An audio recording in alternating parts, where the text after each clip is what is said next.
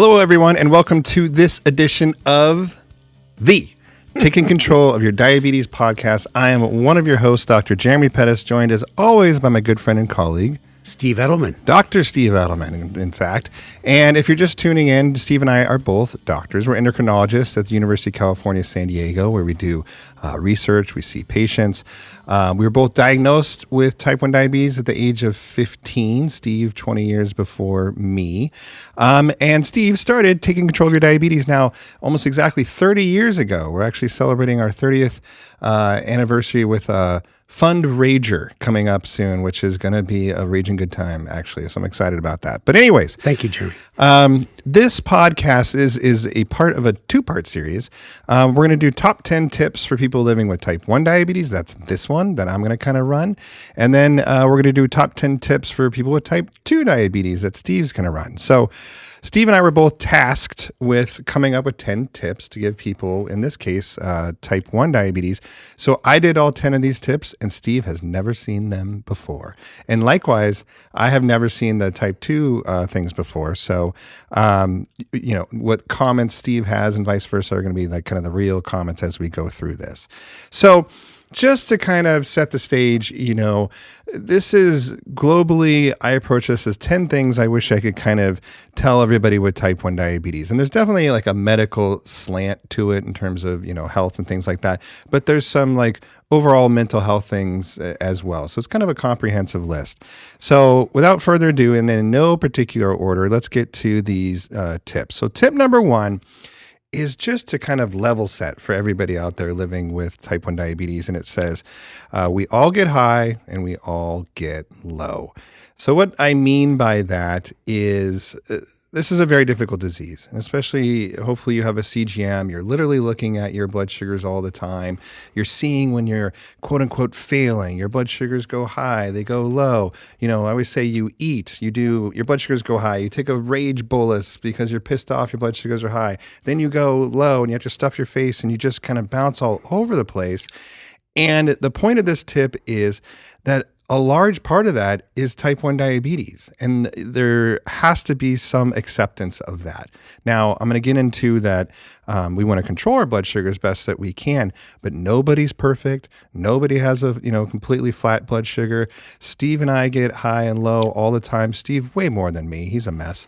But it happens to everybody. Jeremy gets high all the time. I might get low, but So any comments about this tip? Yeah, I think what you're saying is people should not expect to be perfect all the time. Yeah. And type 1 diabetes is hard. Mm-hmm. And even though we have, CGMs and pumps that talk to them, we still give insulin in kind of a primitive way in the subcutaneous tissue. It's just unpredictable. And people can drive themselves crazy, and they can drive the people around them crazy as well. So just be accepting. Yeah. And really the overall goal, I would say, of all of this is people want, kind of good blood sugar control, whatever that is.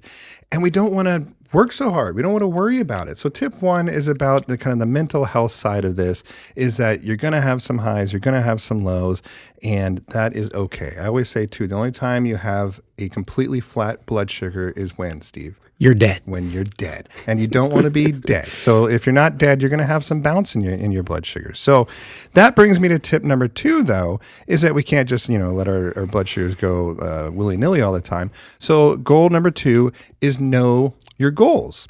And what I mean by that is we all kind of know, we want to keep our A1C generally less than 7, but we have very specific metrics too for what is adequate control or ideal control for people with type 1 diabetes. And in general, we want your time in range, your time between 70 and 180, to be above 70%. And then we want to minimize the time that you're spending hypoglycemic. Now, I say this because a lot of times people will know this, but I have patients that come in and they'll say, my time in range is 75%, it's 80%, but I just, I need to do better. And it's kind of like, well, why? I think there is this pursuit of perfection sometimes, and we didn't pull these numbers out of our butt as endocrinologists. We know that if you keep your A1C less than 7, you keep your time in range above 70%, you're going to live a very long, very healthy life. And, so know those goals, and I'll come to kind of what to do about that afterwards. But I think this is an important step. Yeah. The only thing I'll add to that, Jeremy, is when you think about it, every percent represents 15 minutes. And I've learned this from you. 70% really equates to an A1C of 7, and that's a great goal, but it allows us to be out of range 7.5 hours a day. Mm-hmm. And think that sort of relates to your first tip, is that even the experts that put up these high goals realize you cannot be in range 100% of the time. I mean, you and I have had days like that when we were on our deathbed, but we came back to life. So all right. So know your goals. That's tip number 2, which brings me to tip number 3, which is you got to celebrate the wins. So if you are meeting your goals, if overall your time in range is over 70%, your A1C is where you want it. Not necessarily your A1C is less than 7, but maybe it's going in the right direction. You've went from 10 to 9 to 8. Celebrate those wins, because guess what? Like, we need something to celebrate. I always say with diabetes, our ultimate goal is what? It's for nothing to happen. We want to get through the day without going high, without going low, without having problems with our eyes or whatever it might be. And that's an impossible situation to obtain. You can't achieve nothingness. So you got to celebrate when you do win. And I have some examples here. Maybe it's just you nailed a bolus. You came up against a burrito you've never seen before, but you got you guessed the carbs slightly right, and you didn't, you kept it lower than 180. Maybe just waking up with a good blood sugar, or pulling off exercise. You didn't go high or low during exercise. You had a good eye exam. Doesn't necessarily mean no complications, but maybe if you do have complications, they're stable. I hate getting my eyes dilated. I hate it. And so, I really kind of put that off and just trying to celebrate when you go in and maybe you get some good news. A no-hitter we mentioned. Here's a good one. Correcting a super high blood sugar without going low. That's kind of hard to do. So maybe you were 300, you took a bunch of insulin. Instead of going to, 50, you just came in for a smooth landing. Yeah, take a Freza. And then, I have here, I texted our friend Leslie Island, who's an endocrinologist, and she said, like I said, I would celebrate the victories, specifically the small ones. Example, I perfectly bolused for a s'more a few weeks ago, and I felt like a boss. So stuff like that. And this sounds cheesy, but actually do it. Pat yourself on the back. Hey, I did a good job, because people generally don't tell you that. You're doing a good job.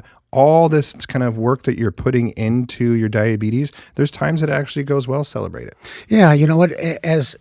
As patients, as we all are patients, we all have our doctors. It seems like we focus in on the bad things. For sure. Like, what do you think about? I messed up my blood sugar the other day when I forgot to bolus. And I think what you're saying is that we should focus on the good. Yeah. And forget the bad. but I know you love to celebrate, and is that why you're so high all the time? Oh my gosh. You celebrate every good thing. Yeah, it's a different kind of high, Steve. All right, so I have this thing here that just says, I am healthy. And I gave this talk in person, I think at the one conference years ago, and I made everybody say the words, I am healthy. Because with type 1 diabetes, a lot of times people think, I'm sick, I'm damaged, I'm going to die, my eyes are going to go bad, my kidneys are going to fail. Those things don't have to happen. And I think I have at the end here that people with type 1 diabetes are living longer than even people without diabetes. So saying, I am healthy, that's another way of kind of celebrating a win. You're doing the work, you're hanging in there with type 1 diabetes, which again, sucks. Type 1 is really hard. Yeah, and we've spoken to many crowds and on several videos that people with type 1 are living as long as those without. Yeah. And all you need to do is take care of those basic goals. Mm-hmm. And so you do get rewarded for all the hard work. Yeah. Steve has a big birthday coming up. I won't say how old, but it's got a 0 behind it, and we're going to celebrate that too. So type 1s are living longer and longer, buddy. You make me. They are. They are. I never thought I would make it this to this age. So yeah. I hear you. Tip number 4. Steve loves this one. Stockpile. become a hoarder. Stockpile everything. So get extra sensors, get extra insulin, get extra infusion sets. Set your refills for insulin on like auto refill. You can have your provider. This is a very normal thing to do. Write that you use more insulin than you actually do. So say you take up to 100 units in your pump per day, because a lot of that can be wasted. You just don't want to be running out of stuff. There's nothing worse than being in the middle of something, anything, and your CGM falls out and you don't have one nearby. Well, guess what? You got to go home. Maybe you have to go to the pharmacy. That can really ruin your day. Call Steve, ruin his day. Call Steve. That's my number one thing that I do, actually. Those are the times that I think I'm really mad about having diabetes, when I feel like something goes wrong and I don't have the stuff to triage it. Now I got to go do whatever. So put insulin in your fridge at home, at work. Put, extra sensors if you can. Stockpile those as much as you can, because we need our stuff.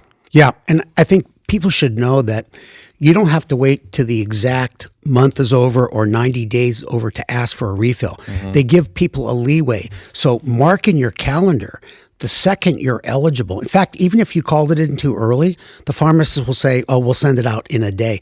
And that way you have the extra amount of time, the extra pills. And I think the biggest hassle people are complaining about these days is that if their sensor goes out, like if you have 3 Dexcoms, for example, for a month, you lose one, you're down to 20 days. It is annoying, because you used to be able to restart them, and you could milk like a sensor for a month if you wanted to. You can't really do that anymore.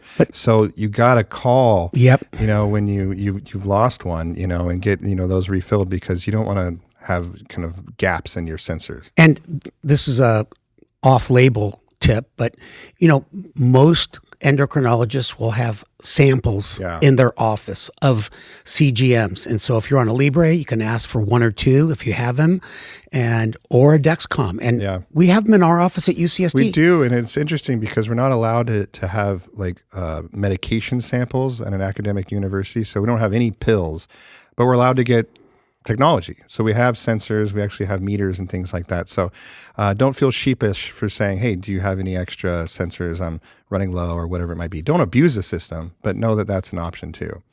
Great idea. Yeah. All right. So tip number 5, eating low carb-ish.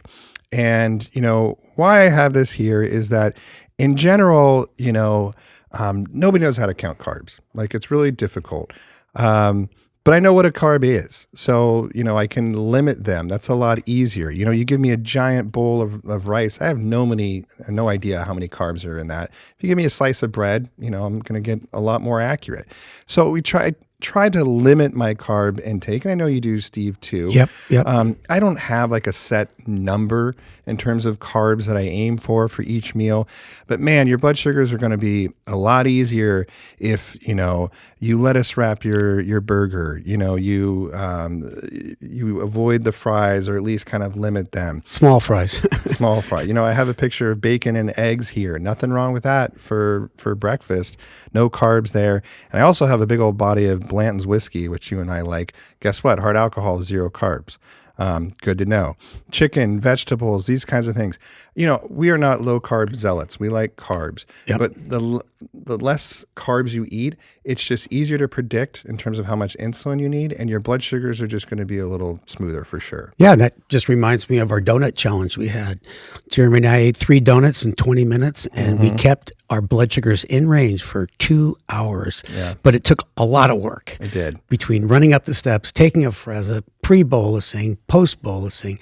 So yeah, you're right, Jeremy. And I think low-ish makes so much common sense. Yeah. You cannot say no carbs or extremely low carbs, because carbs are part of our life, They're delicious. our lifestyle. They're delicious. All right. So the most important thing about that donut challenge was that I beat Steve. So going on to tip number 6. So tip number 6 is sometimes you have to say F it. And what do I mean by that?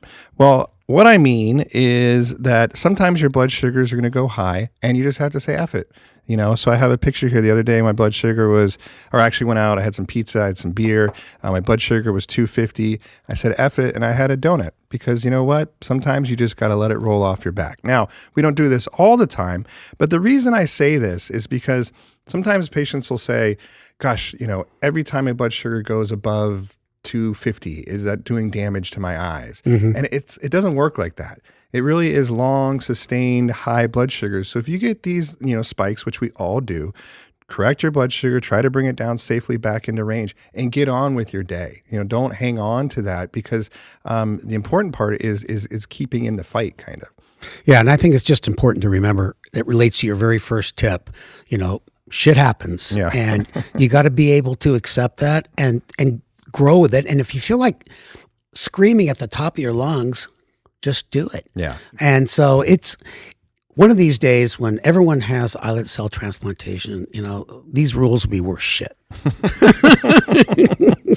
Well, and there's two ways to say F it. There's in like real time, you didn't know what was going on. You ate a donut, your blood sugars were high. Like I said, you say F it, you go about your business. The other one is the pre-planned F it, which is, hey, I'm going on vacation, next week, or I'm going to be away this weekend, or I'm going to be at a conference eating weird food and staying up late. I know my blood sugars are going to be not ideal, and I'm going to have to be okay with that. It's very difficult to say, like, I'm going to go outside of my routine, I'm going to have fun on vacation and expect perfect blood sugars. If that happens, great. But give yourself some grace that some small periods of less than ideal control is okay. That's much better than a surprise effort when you did everything to prevent the effort. So, no, I love that idea. It's a pre-planned effort. Yeah. We should pre-plan an effort real soon. Yeah. So, and by the way, to that point, we go out to pasta dinners. I mean, we do these things like, we abandon these rules, from time to time. We do our pre-planned efforts. We probably don't sit down and say that's what we're doing, but we do, and we do it together. Yeah. And we all do our best. I mean, we sit down to a pasta dinner, we do the pre-bolus, we carry our Frezza with us, and sometimes we do it, and if we don't, it's not the end of the world, and it probably isn't too far over our upper limit. All right, tip number 7 is definitely more of a medical one.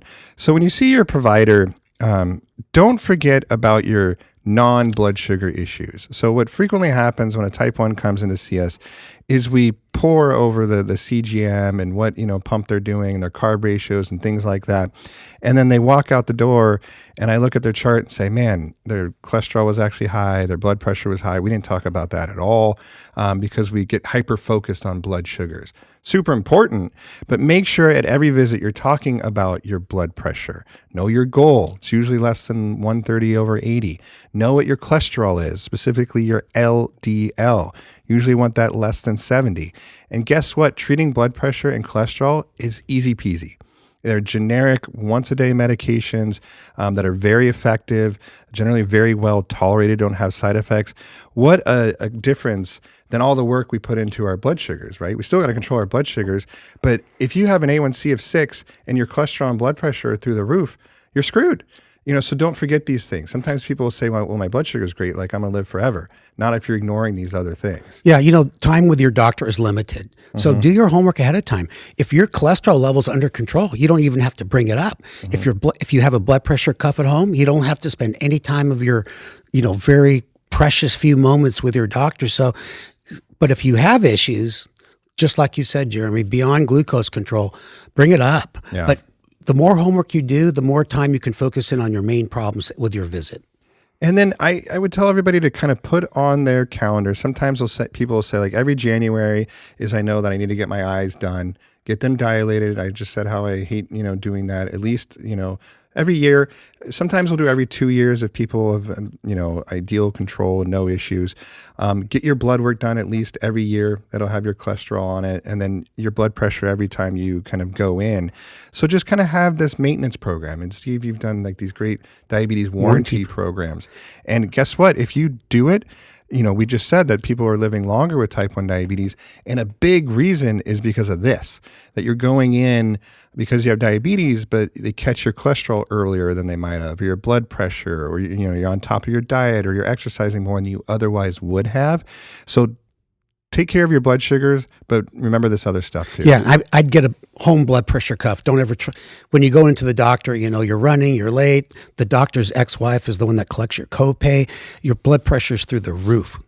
We want multiple values at home, and if it's always normal, you can space out the number of times you do it. Mm-hmm. All right, tip number 8. So it says, but what about my blood sugars, Jeremy? So we haven't really given any specific tips to blood sugars. So this one is kind of some rapid fire blood sugar tips for people with type 1 diabetes. Number 1, no brainer.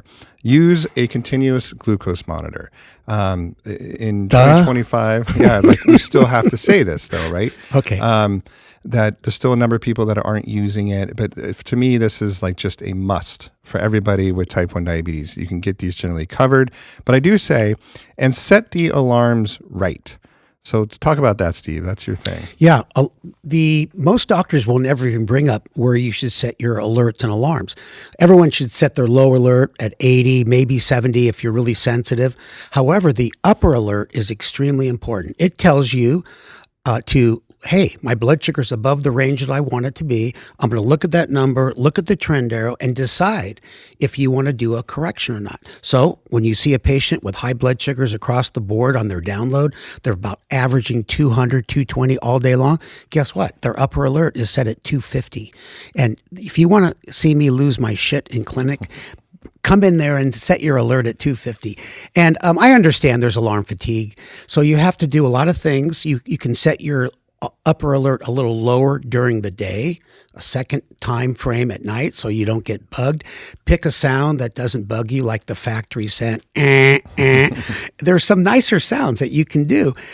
But people don't realize this will help you lower your time in range 5 to 10%. Increase your time in range, yes. More time in range. So yeah. I mean, I always say that a CGM alarm should be a call to action. Yes. So when it goes off, you got to do something. If you find that it's going off and you're ignoring it, then it's not at the right level. So, typically we start at 180, but then, you can tighten it up down to 170, 160 if you want. And you got to find that balance between like my control is getting better and I'm not losing my mind with all these alerts going off all the time. What's your set at? So right now mine's at actually 180. Because usually I find that like my system right now is actually doing a pretty good job correcting me up until then. Got it. And if I take a bolus a little bit earlier, sometimes I go low. So anyways. No, that's a great point. Yeah. So it depends what system you're on. Yeah. Which is point number 2 of tip 8, which is, get on a hybrid closed loop system. We have so many of these pumps now. We've done multiple podcasts on it. Still, there's people that are resistant to going on these systems, but they're getting better and better.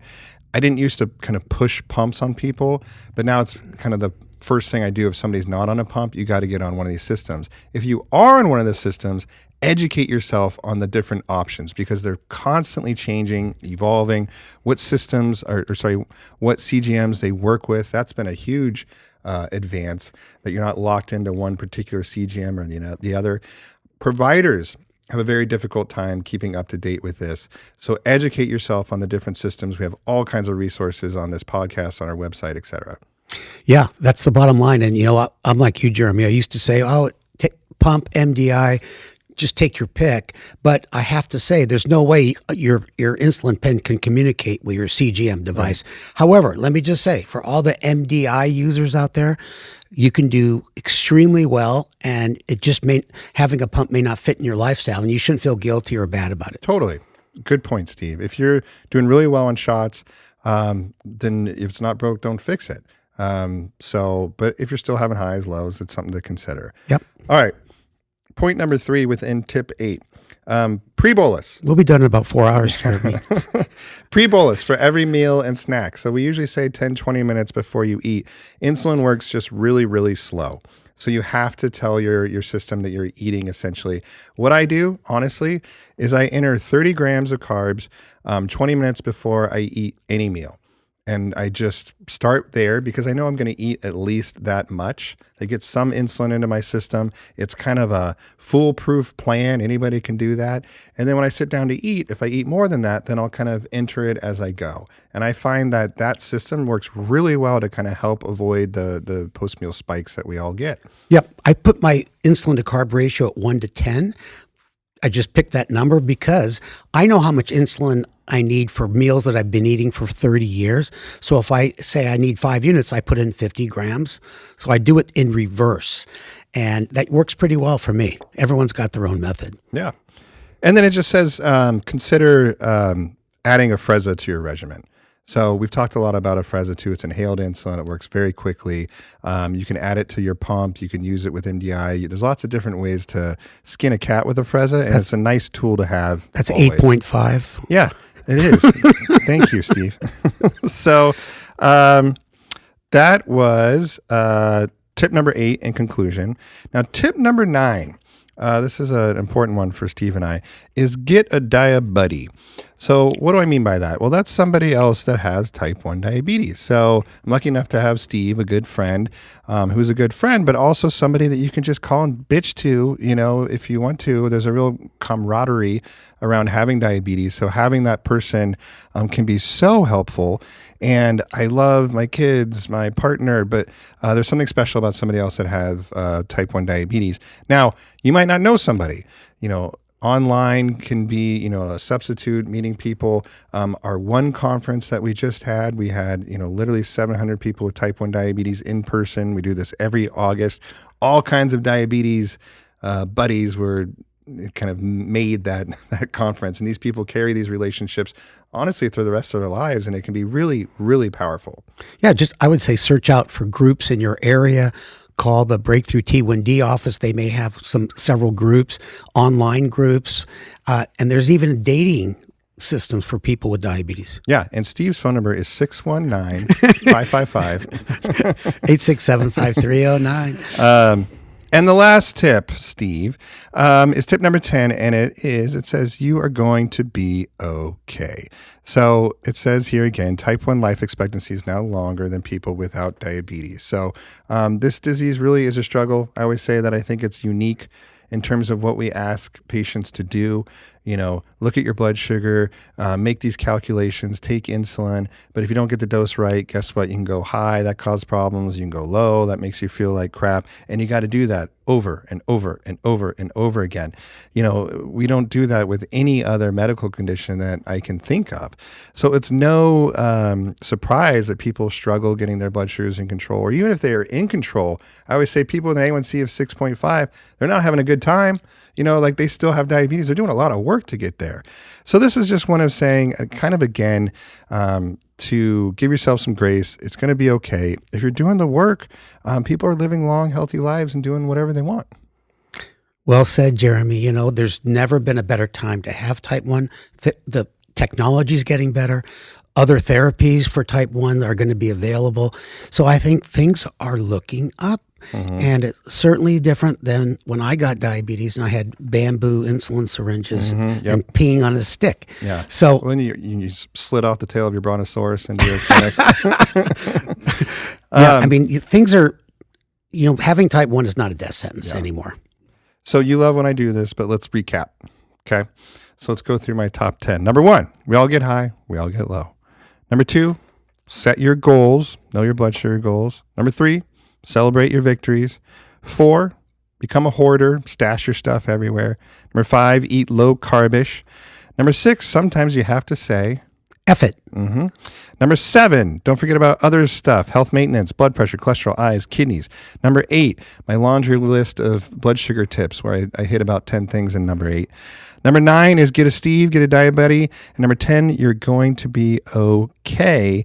And I'll end with this very famous quote, type 1 diabetes is the best thing that ever happened to me. Said by me just now. And also I've said it before, but it's a very good quote. So with that, I hope you guys enjoyed our top 10. We're going to turn the page and record a type 2 one now. But this has been great. Thanks for doing this with me, Steve. And I do want to say, It does matter when you guys hit like or subscribe or follow us or leave comments. This is, for better or worse, the currency in this day and age in terms of getting sponsorship, etc. And we put this all out for free. So we just hope if you like it that you let us know. Jeremy, you're the best diet buddy anybody could ever have. Thanks, buddy. I love you. You're my second best, I would say. But yeah, I'm just kidding. Love you, buddy. Well, thanks for listening, everybody. And we will you'll hear us on the next one.